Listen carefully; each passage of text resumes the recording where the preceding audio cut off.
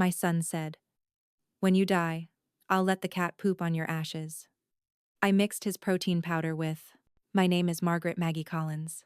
I learned that day that words can be a weapon sharper than any knife, and that a mother's heart has limits even when she pretends it doesn't. He said it casually, like a joke tossed over his shoulder as he hunted for his car keys, the gym bag strap cutting across his chest. When you die, I'll let the cat poop on your ashes. He didn't even look back at me to see if it landed. He just smiled at his own cleverness and shook a tub of protein powder like a bell calling me to prayer. The sound stuck to the walls. It clung to the steam above the kettle, the ticking clock, the little glass jar of honey I use for tea. It settled in the sink where a single cereal bowl waited for me to wash it. Because dirty dishes, like grief, always wait for mothers. I stood still, my hands tucked into the sleeves of my cardigan. While the floor felt like it had tilted a degree toward the door, he was already halfway through. Evan, I said, not recognizing my own voice. Why would you say that? He rolled his eyes, that flick, teenage and bored, except he was 32. Lighten up, Mom. It's a joke. He held his shaker bottle up, admiring the swirl of powder and water the way some men admire fine whiskey. Don't wait up. The door closed. The clock resumed. The kettle sighed. And I, a retired woman who once taught teenagers how to read Hamlet without falling asleep, stood among the domestic props I'd kept, in perfect working order for decades. It's funny, in a cruel way, the things that betray you, not just the person you love, but the spoon you wash for him, the towel you fold, the grocery receipt with 5 separate protein flavors, because he gets bored. Every small thing turns witness. Even the cat slinked across the doorway, tail like a question mark, glancing at me with that shameless feline stare, as if to ask whether I had heard what I had heard. I had. And I felt it in my sternum, behind the breastbone where mothers place the promises they make to their children. I will keep you warm. I will feed you first. I will pretend not to notice when you are cruel, if cruelty is your shield. I will swallow. But there comes a day when swallowing becomes choking. And you're alone in a kitchen, and you realize you've been choking for years. The truth is, the words didn't shock me because they were new. They shocked me because they were honest. Evan has practiced the art of casual brutality since his father died. Little cuts, acid disguised as banter, sport made of my softness. You're so dramatic. You don't get it. You know nothing about real work. The sentences change. The grammar of contempt doesn't. Somewhere along the way, my son learned that caring is embarrassing, that tenderness is a second-class emotion, that power is what you can take from the person who won't fight back. I used to argue. I used to hand him old photographs like evidence at a trial. The winter I took 3 jobs so he could have that science kit. The birthday cake I stayed up until 2 a.m. to fix, because the first one collapsed. The backpack I sewed when money was scarce. But love is not a spreadsheet that balances because you show your work. Love is quieter. It's invisible until it isn't. Until the day it refuses to be. That day, I washed the single bowl in the sink, and the spoon, and the shaker bottle he'd left from last night, because lids apparently defeat adult men. I set everything on the drying rack, and felt the tiny rebellion of not drying them, not putting them away, not making the kitchen perfect, as if perfection can keep a house from crumbling under the weight of contempt. I left the water drops gleaming on stainless steel. I let the kitchen be human. I let myself be. I moved through each room looking at my life like a stranger, listing a home for sale, living room, one sofa sagging in the middle where I always sit, one throw blanket pilled from winters of knees tucked under. Bookshelves. Novels whose spines I refuse to crack because their stories promise people can change. Hallway. A framed photo Evan at 7. A missing tooth. A hand gripping mine like I was the only thing that kept him from floating away. Bedroom. Lavender sachets. A jewelry box with a silver chain I never wear. There's a theory I used to teach. In tragedy, The hero's flaw is magnified by circumstance until it ruins him. I don't know if I am a hero. I do know the flaw that has grown in me is silence that looks like patience, a beauty queen version of endurance. You're so good, Mom, people say when I tell them small versions of the truth. You're so forgiving. Praise can be a shackle. Sometimes good is just the name they give the person who doesn't make a scene. I picture Evan in the gym, laughing with the men he thinks of as brothers, talking macros and deadlifts. I imagine the way he brags about his job, his gains, his discipline. I know the pride that sits on his shoulders like a cape. I am better than where I came from. I am carved from iron. I will be unstoppable. And somewhere inside that cape is the child who let grief gnaw at him until it taught him to bite first. What I won't do anymore is make excuses for cruelty because I understand its origins. He said it. The words were meant to humiliate me even as a joke. Because humiliation is the cheapest currency of power. It is an interest-bearing account. It accrues. There is a sound I have learned to respect more than applause. The sound of my own foot pressing down on the floor when I decide to stand fully in my body and not apologize for the space I take. I pressed. The floor held. The cat hopped onto the counter, even though he knows he isn't supposed to. Maybe rules are only rules when someone cares enough to enforce them. I set him down gently. Not today, Samson, I said. He meowed like he'd been the one wounded. The tub of protein powder sat on the counter, white with a glossy label that promised purity, strength, transformation. I stared at it longer than I needed to, not because I wanted what was inside, but because I recognized the marketing. I know a performance when I see one. How we package our hungers, how we call them vitamins, how we pretend that what we consume will rewrite our stories. I have swallowed a lifetime's worth of slogans. Be a good mother. Be soft. Be understanding. Be small. Be grateful for whatever you get. My hands shook not with rage, but with the sudden rush of clarity that felt like stepping out of a cold river into sunlight. I am 62. I have been kind. I have been used. I have been dismissed. I can be something else.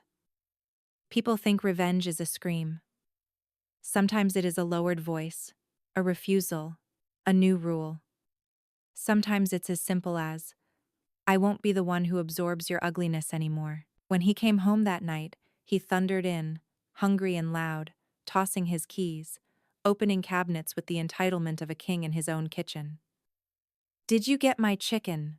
He asked, already opening the fridge, as if he'd ordered from the universe, and the universe would oblige.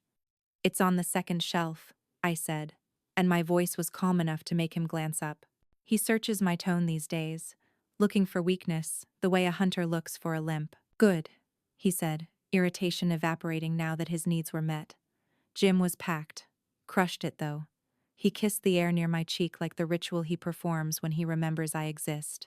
You don't need to wait up for me anymore, he added, as if he were the one doing me a favor. I don't, I said, and let the sentence rest between us, soft but heavy. He made his shake, the shaker rattling like a maraca in a celebratory parade. He drank half in one go, then grimaced, as if strength had a taste only he could tolerate. He never noticed the way I watched him, not with malice, but with the cool interest of a historian finally deciding to write the last chapter honestly. Upstairs, I folded my cardigan and slid it over the back of a chair. I sat on the edge of the bed and traced the seam of the quilt I'd stitched in the long winter after my husband died. There was a square of fabric from Evan's favorite childhood t-shirt in one corner, a superhero crest that had cracked with too many washings. I remember the way he used to run through the house in it, arm outstretched, saving invisible people. We all grow into our powers. Some of us wield them at others. Some of us finally wield them for ourselves. I turned off the lamp. The dark was kind, for once.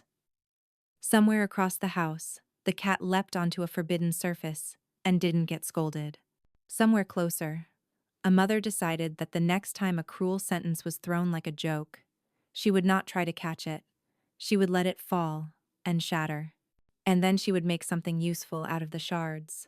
The morning after his words had settled like dust in my chest, I found myself staring at the kitchen table where Evan once did his homework. The grooves of pencil marks still faintly carved into the wood, reminders of nights when I sat beside him, guiding his hand as he wrestled with long division. That boy, wide-eyed, impatient, but still soft with possibility, seemed like a ghost now, haunting me through this grown man who sharpened his tongue against me as if cruelty were a pastime. I boiled water for tea, listening to the kettle whistle like it had something urgent to say. My hands trembled, not with age, but with the question that had plagued me for years. Where did I lose him? Was it the night his father's heart gave out, leaving us alone in a house suddenly too large for two? Was it when I worked double shifts and he came home to empty rooms and frozen dinners, mistaking survival for neglect? Or was it something simpler that no matter how much love you pour into a child, the world will always leave cracks for bitterness to seep through? I carried my tea to the porch and sat down in the chair where I had once cradled Evan during thunderstorms. Back then, he had pressed his ear against my chest, as if my heartbeat could compete with the thunder. Now, the only storm between us was his contempt. He no longer leaned on me for comfort. He used me as a punching bag, a vessel to absorb his frustrations.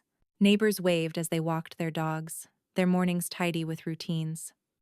I smiled faintly, because that's what women like me do. We hold our smiles in place like masks. But inside, I was unraveling. It wasn't just the ashes remark.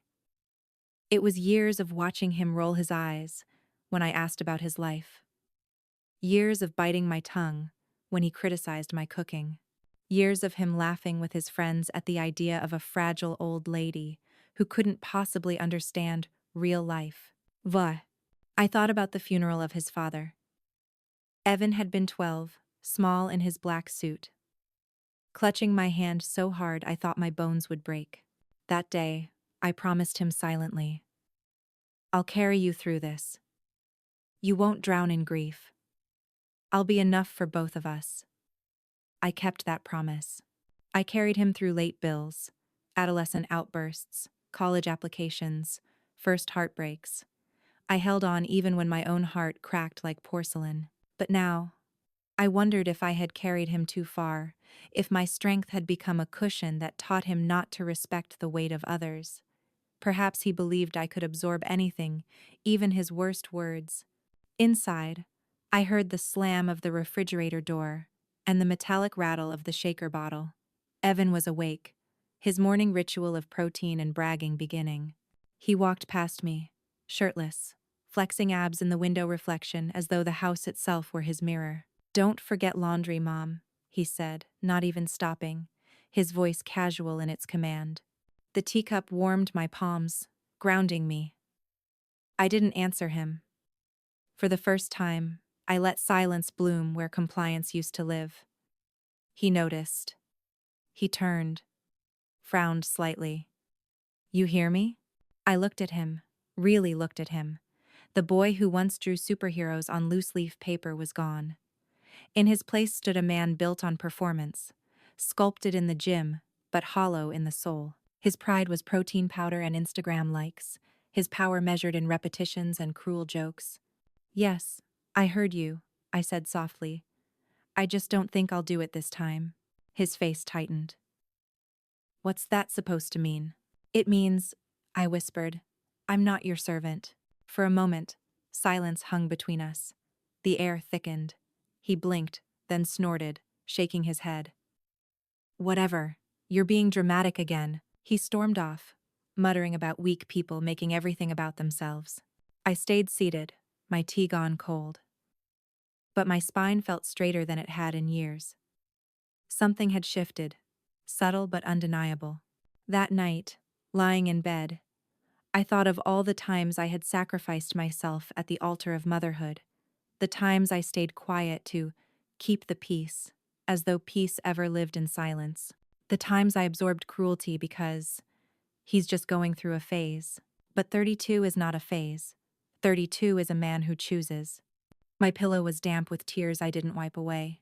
In that moment, I felt both the ache of loss and the first flicker of something dangerous, something alive, the thought that maybe I didn't have to endure this forever. Maybe I could turn my silence into a weapon.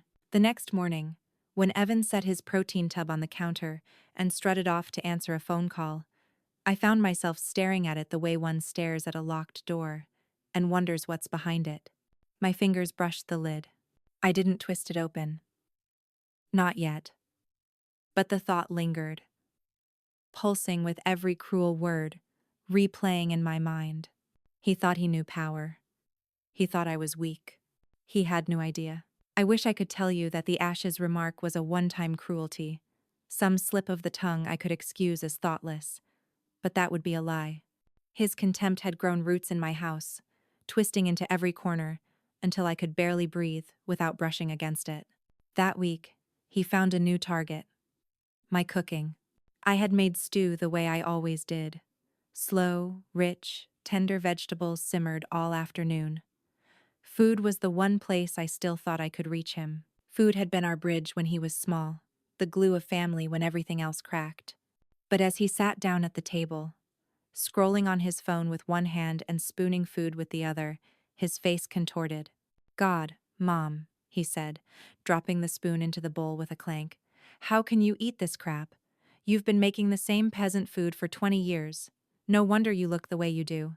The words didn't just land, they cut. His voice was flat, deliberate, and he didn't even glance up from the glowing screen in his hand. I sat there, spoon frozen halfway to my mouth. The kitchen light flickered softly above us, like even the electricity was ashamed to shine on such ugliness. My hands trembled, not from age, but from rage. I wanted to throw the bowl against the wall, to watch ceramic shatter like the patience inside me. But instead, I forced myself to breathe slowly. When I didn't reply, he smirked. "Don't pout.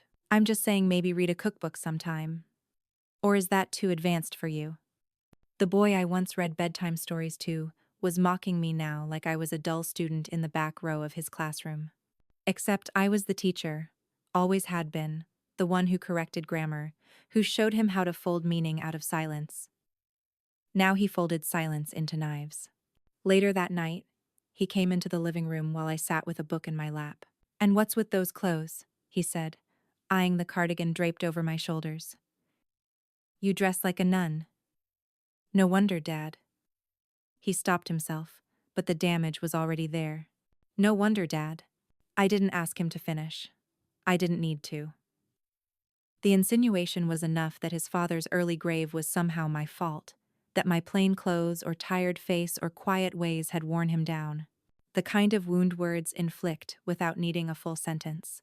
I stared at the print on my book, the letters blurring together, while his footsteps thundered upstairs.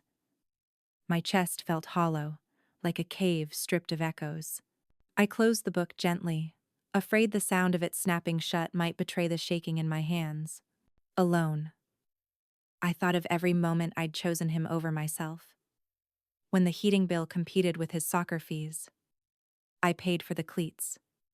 When the landlord raised rent, I worked weekends so he wouldn't notice.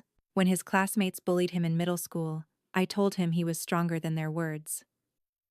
I thought strength meant defending him. I never realized it also meant defending myself from him. But in the quiet of that evening, something shifted. His cruelty was no longer a storm I had to endure. It was a mirror. And in that mirror, I saw the truth. He had mistaken my love for weakness, my patience for permission. I walked into the kitchen and stood in front of the counter where his sacred tub of protein powder sat like an idol. Its shiny label screamed promises. Muscle growth, endurance, power. He lived by it, swore by it. His body was his temple, and this was the offering. My fingers grazed the lid. I could almost hear his laughter, the sneer in his voice as he dismissed me yet again. For years, I had endured. For years, I had bitten down on my tongue until it bled. But that night, A thought crystallized. What if I didn't? What if I turned his pride into his punishment? Not poison. I wasn't a murderer. But humiliation. Humiliation, I understood. He thrived on the image of being invincible, flawless, admired. If that image cracked, he would feel what I had felt for years, small, powerless, mocked. The idea pulsed in me like a heartbeat. My hands, once trembling with hurt, steadied with purpose. I didn't act yet. But the seed was planted, deep and undeniable. I returned to my chair, picked up my book, and whispered to the empty room. Have you ever been in a situation like this? If you were in this situation, would you forgive or take revenge? Comment below to let us know. The house has a way of holding secrets, even when no one speaks them aloud. That night, silence pressed against the walls like a weight, heavy enough to bend the air. I sat curled on the edge of the sofa, cardigan pulled tight across my shoulders, the stew from earlier still cooling in the pot no one had finished. My book lay open but unread, the words scattered across the page like ants, impossible to follow. Samson, our cat, padded into the room, tail swishing like a metronome marking the rhythm of my despair. He leapt softly onto the armrest and stared at me with his yellow eyes, unblinking, as if he understood more than he should. Animals have a way of listening without judgment. He didn't ask me to smile, didn't demand silence, didn't throw words like knives. He simply was, a witness in fur. I stroked the soft arch of his back, feeling his purr vibrate through my fingertips, and the tears I'd been holding back spilled over. He hates me, Samson, I whispered. My own son hates me. My voice cracked on the word son. It was a sound I barely recognized. Low, fractured, almost feral. The cat blinked slowly, the way cats do when they trust you. In that moment, he was the only one in the house who saw me. Really saw me. Upstairs, I could hear Evan's laughter bleeding through the walls.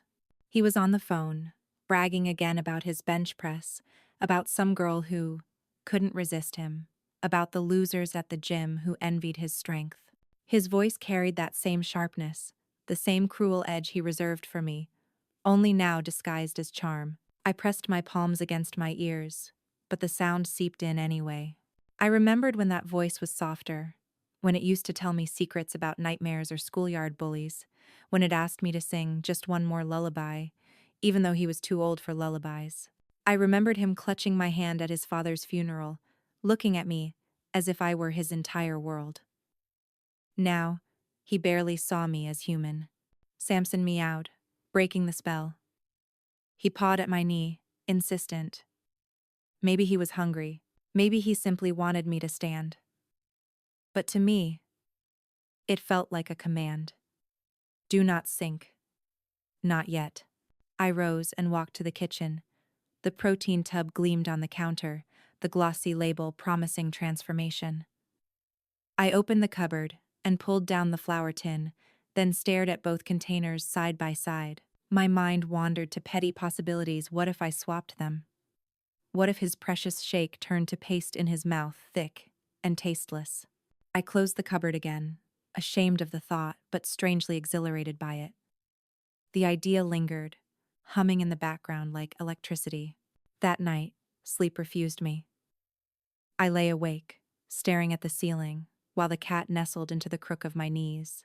My body ached with the memory of every word Evan had hurled at me, each insult layering like bricks in a wall that now separated us. At 3 a.m, I slipped from bed and wandered into his room.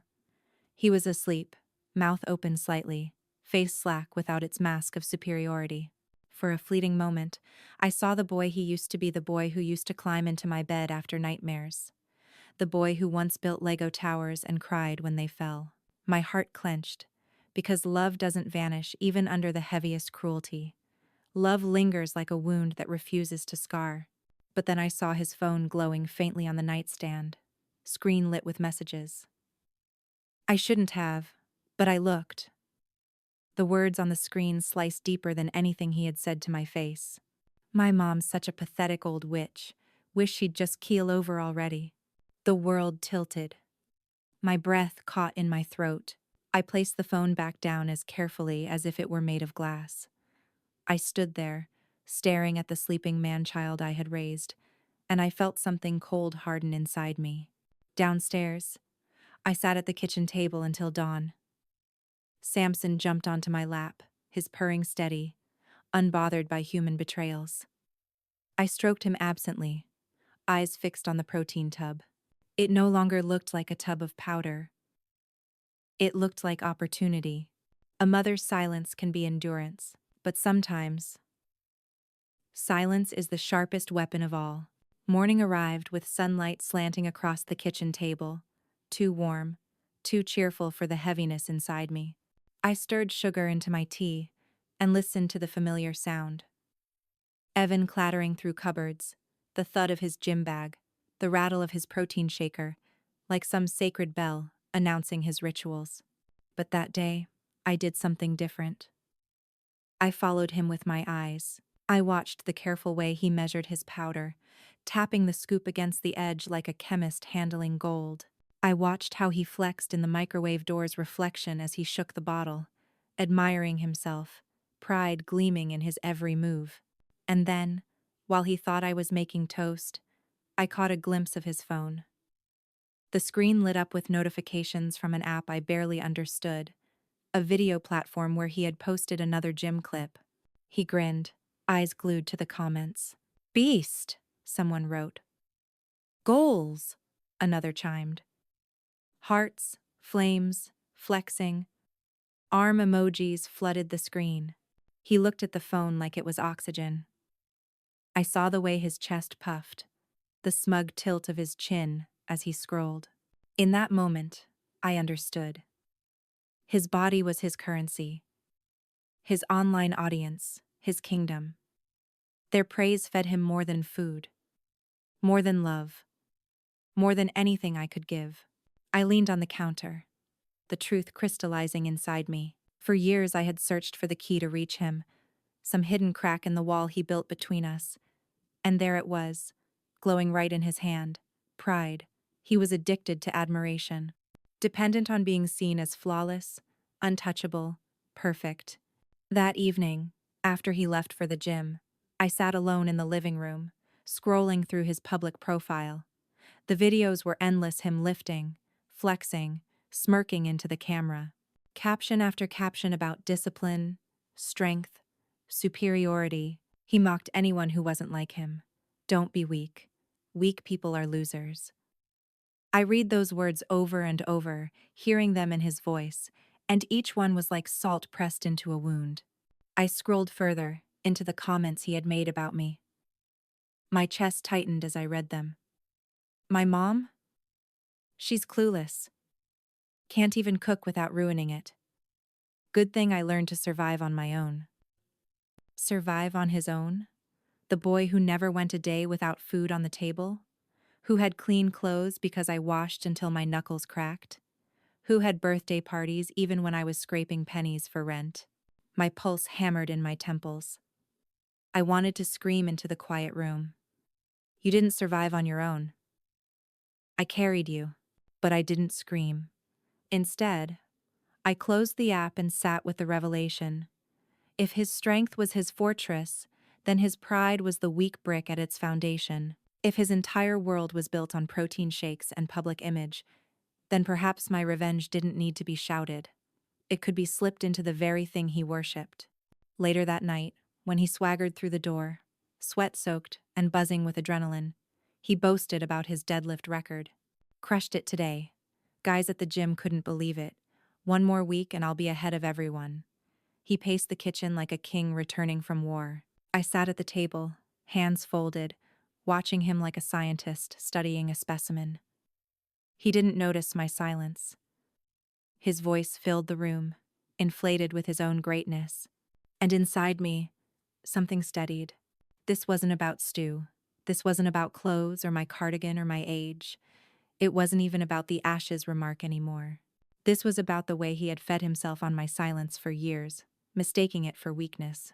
Now, I had found the place where silence could sharpen into a blade. The protein powder sat on the counter, innocent and white, a vessel of his vanity. I imagined tampering with it, not to harm him. I was not that kind of mother, but to tarnish his perfect image, to make his strength betray him the way he had betrayed me. The thought no longer frightened me. It felt like inevitability. For the first time in years, I went to bed with something that wasn't dread heavy in my chest. It was purpose, a plan forming like a shadow in the dark. I turned on my side, closed my eyes, and whispered into the silence, "You have no idea what I'm capable of." And Samson, curled at my feet, purred like he was agreeing. The plan didn't come to me in one stroke, like lightning. It crept in slowly, weaving itself into my thoughts the way ivy grows through cracks in a wall. At first, it was only a whisper. What if you touched what he worships? I told myself. I wouldn't. Couldn't. A mother doesn't harm her child, but harm has many shapes. And hadn't he already chosen his weapon against me, words sharpened until they cut? I stood in the kitchen the next morning staring at the protein tub. The glossy label screamed in bold letters. Strength. Endurance. Power. It was almost laughable. Evan believed he had built himself into something unbreakable. Yet here it was all contained in a plastic cylinder. He had no idea how fragile his fortress was. Not poison. Never that. I had no desire to land him in a hospital bed. No wish for tragedy. What I wanted was something more precise. Something that mirrored what he had done to me for years. Humiliation. A mother's revenge doesn't have to be violent. Sometimes it only has to shift the mirror, so her child sees himself clearly for the first time. The idea solidified when I caught him sneering at me again. He had come down in his gym shorts, scrolling through his phone. "You still sitting there in that old sweater?" he mocked. "No wonder people say I don't look like I belong to you. You're just small." Small, that was the word. Small, like my sacrifices had been nothing. Small, like my love was a pebble kicked to the side of the road. That night, I waited until he was asleep. I crept into the kitchen barefoot, Samson shadowing me with his soft paws. I pulled open the cabinet and lifted the protein tub. My hands were steady, calmer than I expected. I set it on the counter, unscrewed the lid, and breathed in the artificial vanilla scent. What could undo him without destroying him? The answer was simple. His body was his stage, his image, his empire. If I could shake that, even a little, it would rattle the throne he sat on. I took a bag of flour from the pantry and sifted a handful into the tub, mixing it carefully so it blended with the powder. Flour wouldn't poison him, it wouldn't make him sick, but it would bloat him, weaken his shakes, dull the edge he relied on. He would drink it day after day, wondering why his strength faltered, while his ego deflated under the weight of doubt. As I stirred, Samson jumped onto the counter, watching me with those golden eyes. "Yes, I know," I whispered. "This isn't what good mothers do." My reflection in the kitchen window looked back at me, hair loose, cardigan slipping off one shoulder, face lined with years of swallowing pain. I barely recognized her. Maybe good mothers die quietly in kitchens, but I was no longer willing to die quietly. When I finished, I screwed the lid back on and wiped the counter until it shone. No evidence. No trace.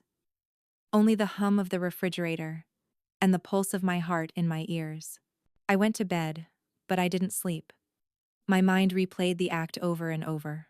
Part thrill, part terror. Would he notice? Would he blame me? Would this even matter? By morning, the doubt had dulled into something colder. Resolve. I watched him scoop powder into his shaker, pour water, shake vigorously. He raised the bottle to his lips and drank without suspicion. I pretended to fuss with the kettle, but my hands were steady. Inside me, something shifted, not guilt, not fear, but power. For the first time in years, I had tilted the scale. Even if only slightly. "Disgusting brand," he muttered after a grimace. tossing the empty shaker into the sink. Probably mixed it wrong. I almost smiled into my teacup. It wasn't wrong, Evan. It was exactly as I intended. And that was the moment I knew. I had crossed a threshold I could never return from. The first time I watched him drink it, my pulse beat so loudly in my ears I thought he might hear it. He tilted the shaker back, gulping as though he were swallowing victory itself, then slammed it down on the counter with a grin. But the grin faltered, just slightly. His face puckered, his tongue clicked against his teeth. Ugh, he muttered, shaking the bottle as if it were the blender's fault. Tastes off. Maybe the scoop was damp. I turned from the sink, where I had been rinsing my teacup, keeping my face carefully blank. Maybe, I said. The word hung between us, innocent on my tongue, but heavy in my chest. The cat leapt onto the chair, tail flicking, as though he too was curious about how this performance would play out. Evan finished the shake with a grimace, then tossed the empty shaker into the sink. Crap, Brand, he mumbled. I should have known they'd cut corners. He stalked upstairs, already on his phone, already planning to rant about it online. I dried my hands slowly on the towel, feeling the strangest rush. Not guilt, not regret, but adrenaline. A trembling excitement that sat in my bones like fire. I had done it. I had tampered with the one thing he trusted completely, and he hadn't noticed. For years, he had made me feel powerless, invisible in my own home, my voice drowned beneath his contempt. Now, for the first time, I held the secret. I held the power. The effects didn't take long. Within a week, he began complaining of stomach cramps. He blamed bad chicken first, then the supplements, then the gym's water fountain. Nothing hits right lately, he muttered, frustrated. I'm bloated, my pumps don't look the same. People are asking if I've slacked off. Can you believe that? I listened, nodding sympathetically, while inside I savored every word. It was working. His kingdom was crumbling, not with fire and fury, but with flour and silence. His pride, the very thing he wielded against me, was unraveling grain by grain. One evening, he stormed through the door, slamming it so hard the frames rattled. Unbelievable, he shouted, throwing his gym bag down. They laughed at me today, said I looked soft. Me? Can you imagine? They think I've lost it. I looked up from my book, calm as still water. Maybe you should rest, I said. Even strong men need to rest. His eyes narrowed, suspicion flickering there for a heartbeat, but only a heartbeat. Rest? Rest is for losers. No, it's this damn powder. They must have changed the formula. I'm switching brands. My stomach clenched at his words, though I didn't show it. If he switched, my little rebellion would end before it truly bloomed. But fortune, or perhaps fate, stayed with me. 2 days later, I saw the familiar tub back on the counter, a refill delivered in a new container. He shook his head, muttering about bulk discounts, and scooped with the same blind faith as always. And I knew then he wasn't going anywhere. His obsession chained him to his ritual. That night, lying in bed, I thought about what I had done. I expected to feel shame. Instead, I felt alive. My heart thrummed like it hadn't in years, not from fear but from the thrill of no longer being helpless. For decades, I had endured. I had bent myself small, silenced my pain, absorbed every insult as though my body were a sponge. But now I was the one writing the story. Each scoop he swallowed was a word in my secret script. Each grimace was a line of poetry only I could read. Was it cruel? Perhaps. But cruelty had been his language for years. I was only speaking back at last. As Samson curled against me, his purr steady, I whispered into the darkness. I won't let you crush me anymore. Oh, and for the first time in a long time, the dark didn't feel like a tomb. It felt like a stage. It didn't take long for the cracks to show. By the second week, Evan was different, not in a way most people would notice at first glance. But I saw it. The man who used to strut through the house with his chest puffed out, every step radiating smug confidence, was slowing down. He groaned when he bent to tie his shoes. He lingered longer in the bathroom. He spent more time staring at himself in the mirror, pinching at his waist, scowling as though his reflection had betrayed him. One evening, I heard him in his room, cursing under his breath. The floor creaked as he paced, the sound of a trapped animal in a cage. Then the crash of something shattering against the wall, a bottle maybe. My heart jolted, but I didn't go to him. For years, I had run to soothe every storm. This time, I stayed in my chair, book open, pretending to read. The next day, he came home from the gym in a fury. His face was flushed, jaw tight, and his gym bag slammed against the floor so hard Samson darted beneath the sofa. "Those bastards," he spat, kicking off his sneakers. "They laughed at me, said I've gone soft, that I'm losing definition. Me." His fists clenched and unclenched, muscles twitching with rage. I looked up from my teacup, my voice calm. "Maybe you should see a doctor."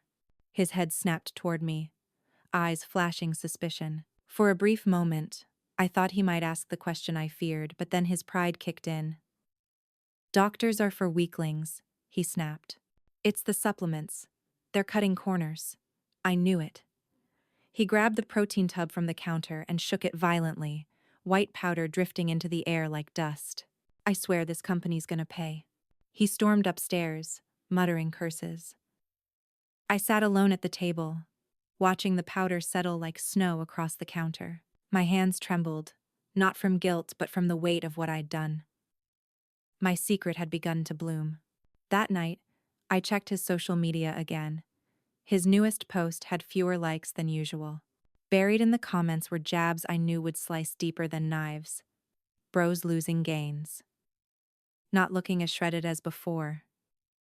Age catching up? I read those words slowly, savoring them. He had built his throne out of image, and now that throne was wobbling. He would feel what it was to be diminished, to be mocked, to have strangers weigh you on a scale of worth and find you lacking. The irony wasn't lost on me. He had spent years tearing me down for being small, invisible, irrelevant. Now he was the one shrinking under the gaze of others. Days turned into weeks. His frustration grew louder. He complained about bloating, about fatigue, about how his workouts no longer made him feel invincible. He snapped at me more often, anger bubbling out of him like steam. "Do you even know what it's like to have people watching you, waiting for you to fail?" he demanded one night, pacing the kitchen. I wanted to laugh. Do I know what it's like? Of course I did.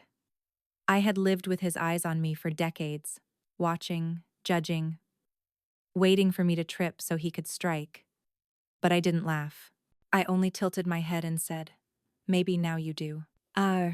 He froze, eyes narrowing, but before he could ask what I meant, he shook his head, dismissing me. "Forget it. You wouldn't understand." He went to his room, door slamming hard enough to rattle the frames on the wall. I sat alone in the quiet, Samson leaping onto my lap, curling there as if to remind me that some things still chose me willingly. I stroked his fur, my fingers steady. Evan thought he was cursed by supplements, mocked by gym-goers, betrayed by his body. He had no idea the truth was sitting right across from him, sipping tea in silence. And for the first time in years, I felt taller than him. His unraveling became a spectacle. At first it was only whispers at the gym, stray comments buried under fake encouragement. But then the mockery grew louder, more brazen. His friends, the ones he used to dominate in the weight room, started smirking when he stripped off his hoodie. I knew, because I overheard him ranting on the phone, pacing the kitchen with his voice tight and desperate. "They called me soft," he hissed. "Said I've been slacking. Me. I don't slack. I don't take days off." His footsteps thudded across the floor, sharp and uneven. One guy even asked if I'd been sick. Can you believe that? Sick.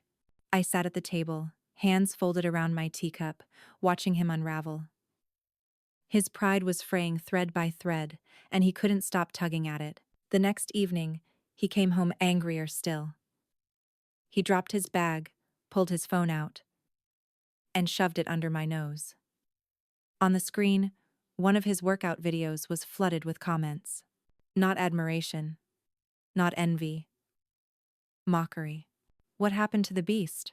Bro fell off. Looks like dad bod season came early.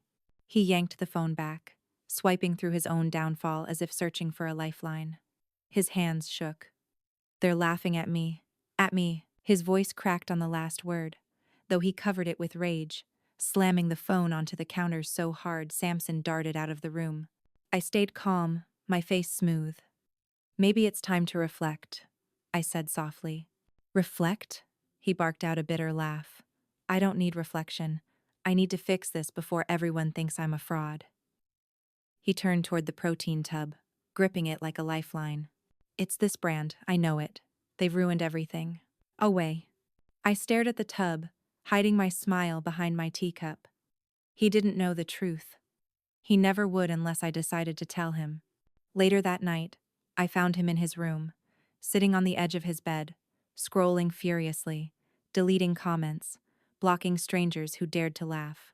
The glow of the phone cast shadows across his face, exaggerating the hollows beneath his eyes. For the first time, I saw him not as the cruel man he had become, but as a boy again lost, desperate to be loved, terrified of being ordinary. A part of me ached, but another part whispered that this was justice. Days passed, and his rage turned inward. He snapped at everyone, the delivery man, the cashier, even the cat, when it slinked too close. Everything's falling apart, he muttered, clenching his fists. I've worked too hard to be mocked like this. But one evening, he cornered me in the kitchen, eyes bloodshot, voice trembling with fury. Do you know what it's like to be humiliated in front of everyone? To have people you thought respected you laugh in your face? I set down the dish towel and met his gaze, my voice calm as still water. Yes, Evan, I do. The silence after that was thick, suffocating. He blinked, as though the thought had never occurred to him, then scoffed and stormed away. But his footsteps were uneven, his pride shaken. I sat at the table long after, staring at the protein tub. My secret pulsed inside me like a heartbeat. He thought humiliation was new to him, but I had lived it for years from his words, his sneers, his careless cruelty. Now he was tasting what he had fed me, spoonful by spoonful.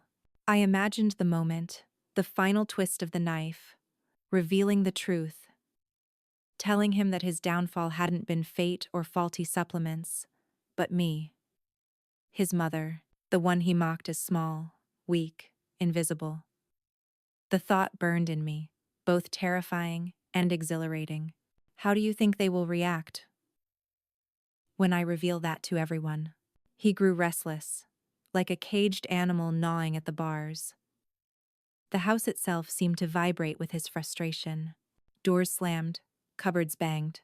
The shaker bottle rattled angrily on the counter every morning. He stomped through rooms like a storm with no warning, snapping at anything that crossed his path, me, the cat, even his own reflection. One evening, I was folding laundry when he appeared in the doorway, shoulders tense, eyes wild with sleeplessness. You've noticed it too, haven't you? His voice was sharp, demanding. Noticed what? I asked, setting down a towel with deliberate calm. This. He jabbed a finger at his chest, his stomach. I'm shrinking. I'm getting soft. I can feel it. People are laughing at me, and I can't figure out why. I've been strict, Mom. I've done everything right. I held his gaze, silent. Say something, he shouted, stepping into the room, looming over me. Do you see it? Do I look different? Tell me the truth. I studied him, the veins still visible in his arms, the muscles still firm beneath his shirt, but his posture sagged with insecurity, his eyes hollowed out by obsession. He was less a man, and more a shadow of pride, collapsing under its own weight. You look tired, I said softly. His jaw clenched, the muscles ticking. He slammed a fist into the wall so hard the picture frame rattled. Samson bolted under the bed. Tired? That's all you see? I knew you wouldn't understand. You never do. I folded another towel, slow, deliberate, grounding myself in the rhythm. Perhaps it isn't your body that's failing you, I murmured. He froze. For a moment, suspicion flickered in his eyes, sharp as a blade. My heart thudded in my chest. Did he know? Could he sense it? The secret humming in the air between us?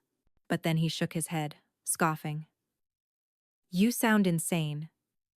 I don't even know why I bother. He stormed out, his footsteps thunderous down the hall. I sat on the bed, my pulse still racing, and let out a long breath. The game was shifting. He was growing desperate, frantic, searching for answers. He was circling closer to the truth, though he didn't yet know where to strike. The next morning, I caught him rifling through the cupboard, pulling out bags and tins, opening and sniffing them like a detective. He shook the protein tub, unscrewed the lid, and stared into it suspiciously. My stomach tightened, but my face remained still as stone. Smells weird, he muttered. Maybe it's just the brand, I said, buttering toast. My voice was so even, I almost believed myself. He narrowed his eyes at me, as though weighing something unsaid, then scooped a portion into his shaker anyway. He drank it with a grimace, then wiped his mouth with the back of his hand. If this ruins me, someone's gonna pay, he growled, more to himself than to me. I turned back to the stove, hiding the flicker of a smile that threatened my lips. He still didn't know. And that was the beauty of it. The doubt would eat him alive long before the truth ever reached him. That night, lying in bed, I stared at the ceiling and thought about what I had become. I wasn't just enduring anymore. I wasn't just surviving. I was in control. The power had shifted, and he could feel it even if he couldn't name it yet. The storm was building. The question was not if it would break, but when. And I, for once, was not afraid of the thunder. The house felt different the night it finally happened. Not louder, Evan had already filled it with his storms for weeks, but heavier, as though the walls themselves were bracing for impact. I sat at the kitchen table with my book open but unread, the hum of the refrigerator steady behind me. Samson circled my ankles, restless. He knew, somehow, that something was coming. Evan crashed through the door, gym bag hitting the floor with a violent thud. His face was flushed, eyes red-rimmed, and his shirt clung to him with sweat. He didn't bother with greetings. They humiliated me today, he barked, voice ragged. I closed the book gently. Who did? The guys at the gym. They called me a fraud. Said I've been juicing with bad supplements, that I've lost my edge. One of them laughed in my face, Mom. Laughed. His voice cracked, sharp and raw. I looked at him, really looked at him. The boy I had once carried on my hip when he was too tired to walk. The teenager who slammed doors when grief made him unbearable. The man who now towered above me, fists clenched, veins bulging, all pride and panic. For decades, I had swallowed his rage. But something inside me was finished. I stood slowly, letting the chair scrape against the tile. Evan, I said, my voice calm but lined with steel. Do you know what it's like to be humiliated every day in your own home? He froze, blinking. What are you talking about? I stepped closer. So close I could see the sweat glistening at his temple. My voice stayed low, steady, each word a stone laid down between us. Every insult you've thrown, every laugh at my expense, every time you've reminded me that I am small, weak, unworthy in your eyes. Do you think I don't feel that? He scoffed, but it was shaky. Oh, come on. You're overreacting. You know I don't mean half of it. Half is still too much. The words landed heavy. His bravado faltered. He opened his mouth to argue, but no sound came. For the first time in years, I saw him silenced, not by fear, but by the unfamiliar weight of my refusal to bend. I walked past him, my hand brushing the protein tub on the counter. My fingers lingered there deliberately, long enough for him to notice. His eyes followed the gesture, suspicion flickering again, sharp and dangerous. "What are you doing?" he asked, his voice low, uncertain. I met his gaze, unflinching. "I'm showing you that I am not your punching bag. I am not your servant. I am not invisible." My chest rose and fell with the steadiness of a tide.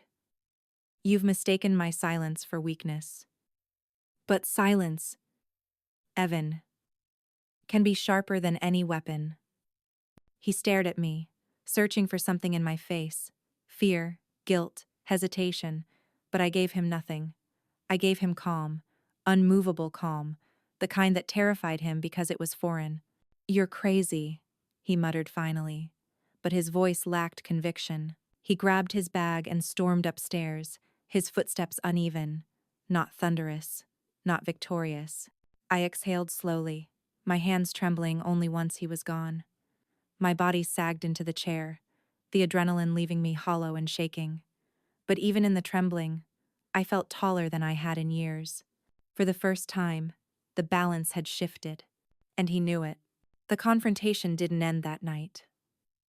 It lingered, stretching across the days that followed like a storm cloud that refused to move on.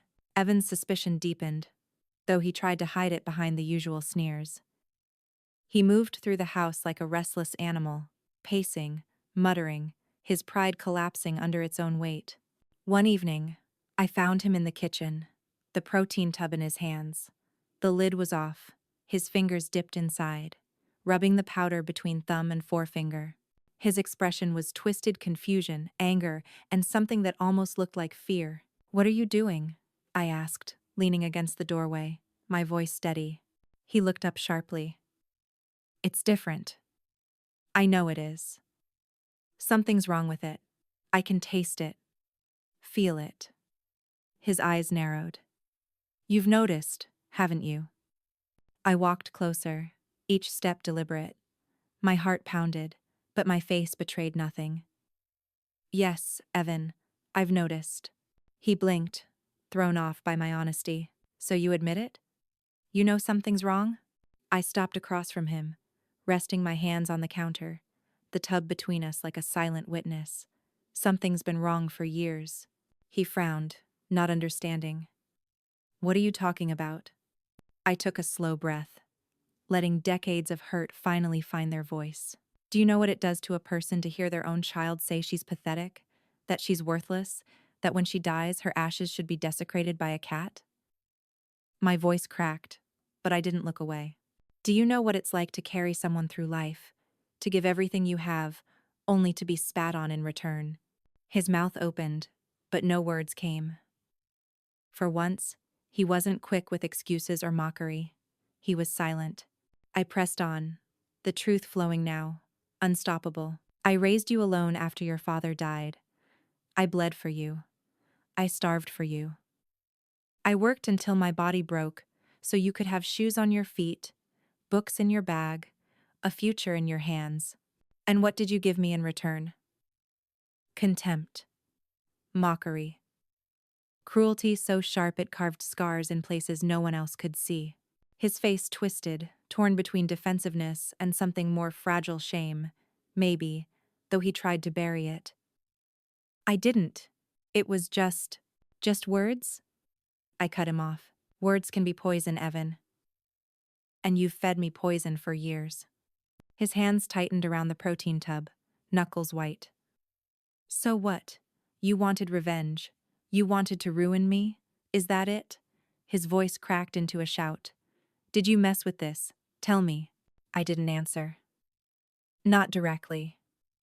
Instead, I leaned closer, my eyes never leaving his. "I wanted you to feel, for once, what it's like to be diminished, to be laughed at, to have something you built your whole identity on, stripped away. Not to kill you, Evan, to wake you up." The silence stretched, thick and trembling. He stared at me, chest heaving, eyes wide. For a moment, he looked like a child again, cornered, frightened, lost. "You're insane," he whispered finally, but the words lacked teeth. His voice wavered, unsure, like a boy caught in a lie. I straightened, my hands calm against the counter. Maybe. Or maybe I've simply stopped letting you grind me into dust. And he pushed past me, muttering curses, retreating to his room and slamming the door so hard the walls shook. But even through the slam, I heard the silence that followed, heavier than any rage. Because now, he knew. Maybe not the full details, maybe not every scoop I had tampered with, but he knew enough that his cruelty had built this moment, that I was no longer the silent mother absorbing every blow. And in that silence, I felt something I hadn't in decades. I felt free. The house was quiet the morning after. Not the brittle quiet of tension, but something different, something deeper, a silence that settled into my bones like resolve. I moved through the kitchen as sunlight spilled across the counters, touching everything with gold. The protein tub still sat where Evan had left it, lid off, a mound of powder like white sand waiting for the tide. I didn't look at it long. It wasn't my concern anymore. He hadn't come down for breakfast. No thunder of footsteps, no rattling of cupboards, no shaker bottle echoing like a drum. I imagined him upstairs, staring at himself in the mirror, grappling with the truth I'd laid bare.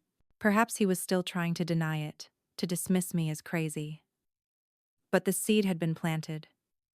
He knew, now, that my silence hadn't been weakness, that every cruel word had etched itself into me, and that I had finally chosen to etch back. I poured myself tea, steady, unhurried. Samson jumped onto the chair beside me, curling into a ball. For once I didn't feel the urge to rush, to serve, to anticipate anyone else's needs. My hands belonged to me.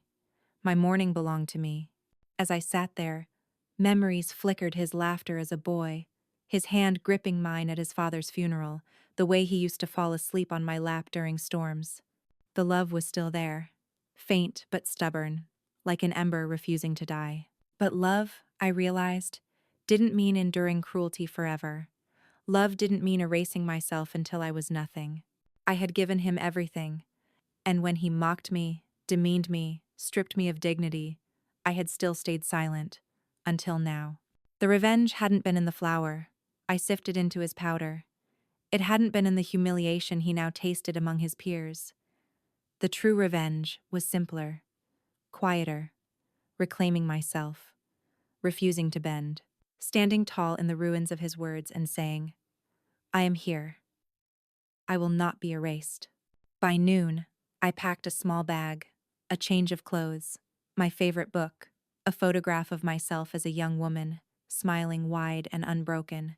I didn't write a note. I didn't owe him explanations anymore. As I closed the front door behind me, the air smelled fresher, cleaner, as though the house itself exhaled with relief. I walked down the porch steps, each footfall lighter than the last. The world stretched wide before me, streets, trees, the hum of life I had ignored for too long. For 62 years, I had been many things. Daughter, wife, mother, widow. I had carried each role like a weight across my shoulders. But now, for the first time, I felt like something else. I felt like Magi. The quiet ending isn't about ashes or flour, or the protein tub still waiting on the counter. It's about this, walking away with my dignity intact, my silence transformed into strength, my voice finally my own. I know he will rage. I know he will spit curses into the walls, slam doors, accuse me of betrayal. Let him. His fury no longer binds me. He will have to live with the truth that the mother he mocked, belittled, and dismissed has finally stepped beyond his reach. The road ahead is uncertain, but it belongs to me. And sometimes, the most powerful revenge is not destruction, it's survival. It's choosing to live. The story ends here, but I'll ask you, dear listener, have you ever been silenced by the very people you loved most? Have you endured cruelty disguised as jokes, contempt disguised as love? If you were in my place, would you forgive, or would you take revenge in your own way? Tell me your story in the comments below. And if mine spoke to you, Subscribe to this channel for more truths, more voices that refuse to be erased. Because sometimes, the quietest ending leaves the loudest echo.